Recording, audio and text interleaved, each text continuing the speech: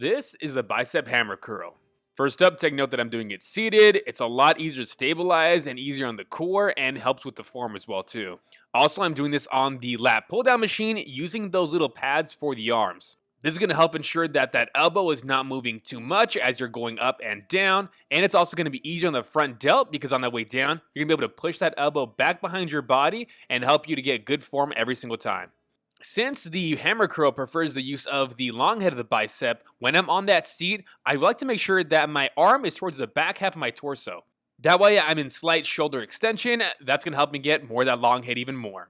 Just like any other bicep curl, make sure that you're controlling that eccentric on the way down at least 3 seconds, if not 4, and I like to also get a little pause at the top of each rep. When you're going down, try to lift that chest and that rib cage slightly up. That way when you're going down, your shoulder doesn't roll forward and limit your range of motion. Again, 3 to 4 seconds on the way down to that eccentric, and make sure you're going all the way down trying to get that arm completely straight at the bottom. Both on that way up and on that way down, try to push that arm back into the little padding to help you with more support. It's also going to ensure that you get good form every single rep and also minimize use of that front delt. If you feel like your front delts are you're working a lot when you're doing a bicep curl, I recommend trying out this technique. If you don't have like a lat pull down machine where I'm using the pads like I'm showing in this video, use anything that allows you to have support through the back of your arm.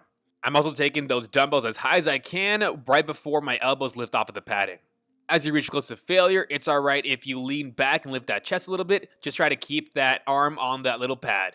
Also, before you start that very first rep, once you lift those dumbbells off the ground, make sure you don't have tension in the shoulders and the neck. Lift that chest slightly up, bring those shoulder blades back, and loosely relax those arms right before you get that first rep in. Again, on the way down, try not to let the shoulders roll forward and bring that chest down. Let's grow those biceps, and you know what to do, like and subscribe please.